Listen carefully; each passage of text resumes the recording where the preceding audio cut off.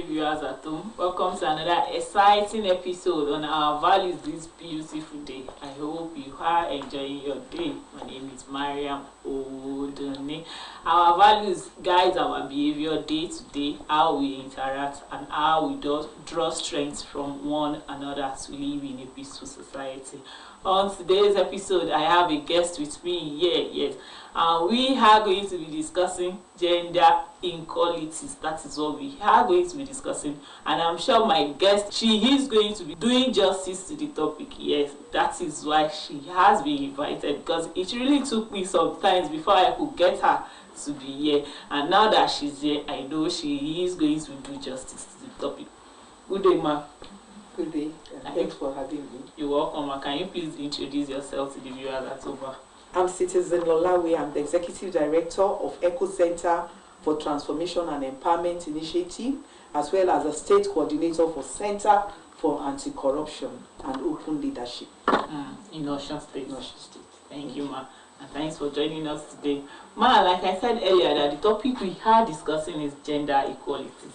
I know when some hear the word gender equalities, they believe women especially that they want to drag power, or they want to say, okay, they are in the known, they want to be in charge and all that, which I know that is not what gender equality is all about. That is why we brought you here today, so that you are going to explain to our viewers at home. Ma, what is gender equalities? Gender equality is giving equal opportunity to both men and women, girls and boys, to actualize their God-given talents and ability in developing the world, making the world a better place for all of us. Equal opportunity, equal responsibilities, and is a fundamental human right. That every human being should be treated as a human being. None is lesser than the other. Thank you very much, ma'am. Ma'am, can we say it's a crime to look at other gender? Maybe you are a female and you are looking at the other gender lesser, or you are a male and you are looking at the other gender lesser, that you feel, okay, this person is not up to be passive. Like I said earlier, gender equality is a human rights issue. So, and we're talking about respecting both men and women equally, respecting, giving equal respect, equal opportunity, equal rights to both men and women, girls and boys. So it is a crime when you treat the other one with, when you discriminate against anybody based on his or her gender or sex. It is a crime. And all international, most of our international treaties abhor this.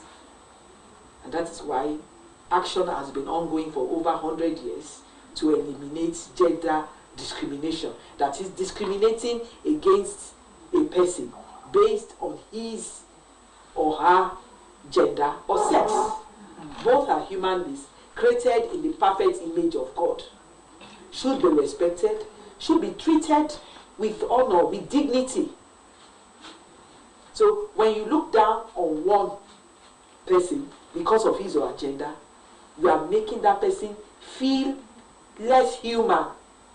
It is a crime against God, who said he created them equal in his image. And you are also working against the law of the land, which sees us as equal. We are equal before the law. So we should not treat anybody lesser than the other because of their gender or sex. Thank you very much, ma'am. Ma'am, can we say so far in our society that we are now, are we making progress on this issue? That's a tough question to answer. I would say yes, we have made some progress. Okay.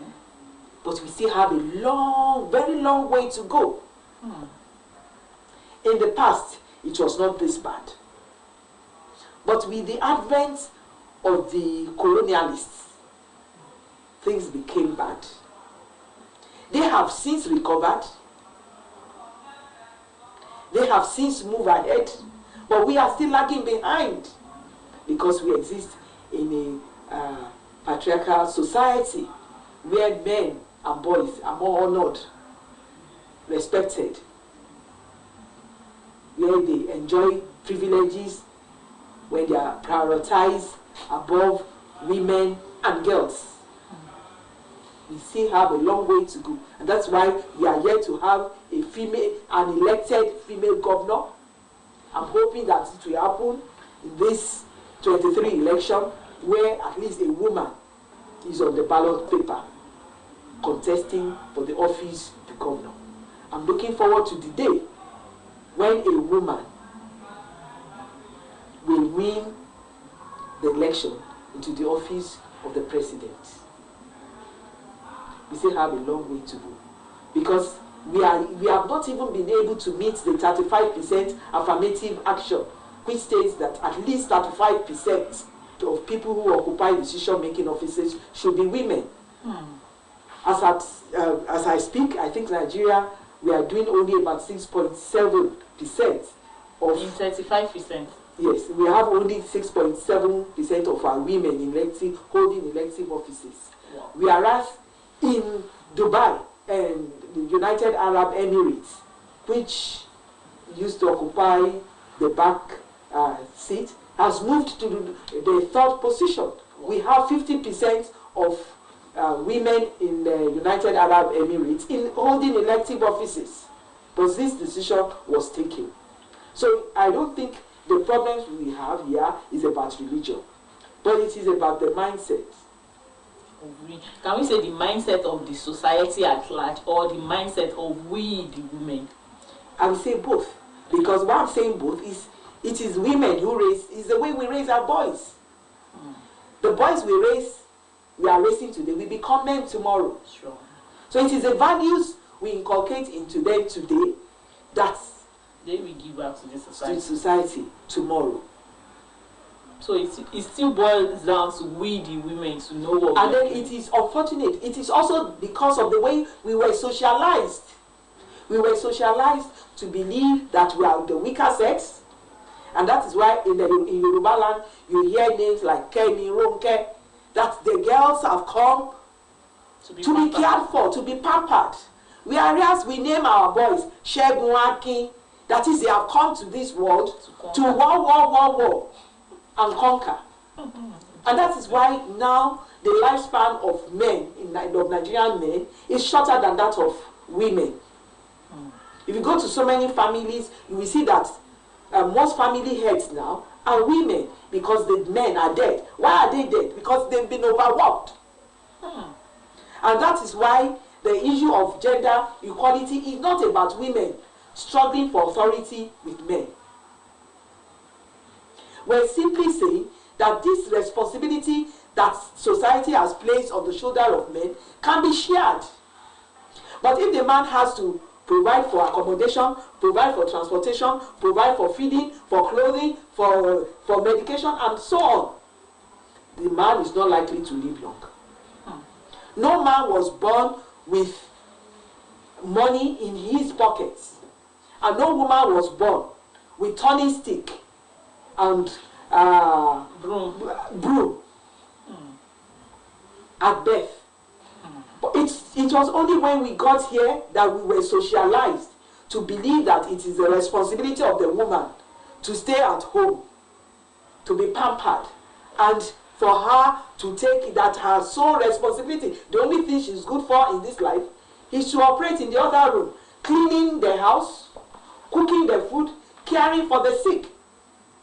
While we have heaped huge responsibility on the shoulder of men, that they are the breadwinners. They must provide bread, they must provide accommodation, and that is affecting their lifespan. Men are no longer living long. Women are not enjoying their marriages. They are not happy.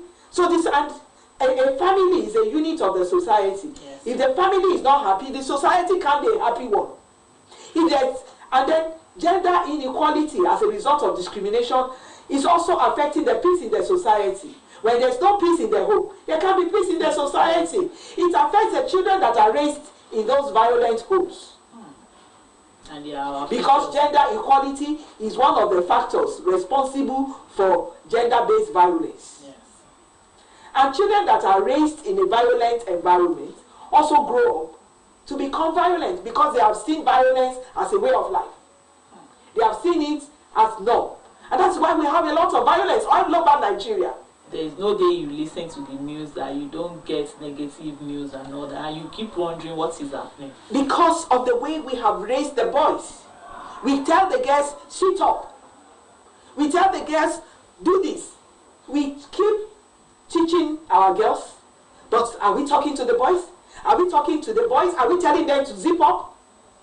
Are we telling them to sit up? Are we telling them